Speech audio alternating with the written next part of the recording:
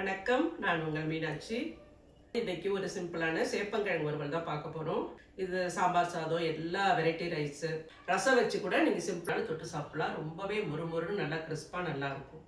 வாங்க எப்படி செய்யலான்னு பார்க்கலாம். நம்ம பழைய கிழங்கா இருந்ததுன்னா நல்லா குக்கரில் கழுவிட்டு போட்டு 4 விசில் விடுங்க. இல்லை நீங்கள் வாங்கி அப்போ தான் ஃப்ரெஷ்ஷாக உடனே செய்கிறீங்கன்னா கொஞ்சம் முழுகிற அளவு தண்ணி மட்டும் வச்சுட்டு 3 விசில் விட்டுட்டு ஆறுனோடனேயே உரித்து இந்த மாதிரி ஸ்லைஸாக வெட்டிக்கணும். இந்த திக்னஸில் வெட்டிக்கணும். இது வெறும் சில்லி பவுடர் ஒரு 1.5 ஸ்பூன் போட்டிருக்கேன். 1 ஸ்பூன் வந்து தனியா பவுடர், 1/2 ஸ்பூன் வந்து காஷ்மீரி சில்லி பவுடர், ஒரு 1/2 ஸ்பூன் சோம்புத்தூள், 1/4 ஸ்பூன் மஞ்சள்.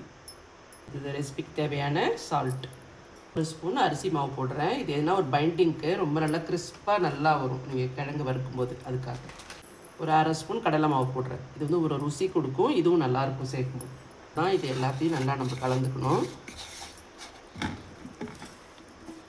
அப்படியே இப்படி மிக்ஸ் பண்ணி விடணும், அவ்வளோதான். தண்ணி எதுவுமே சேர்க்கக்கூடாது, அவ்வளோதான். இதை 1 ஹவர் ஊற வச்சுட்டு நீங்கள் வந்து ஷாலோ ஃப்ரை மாதிரி பொரிக்கணும்.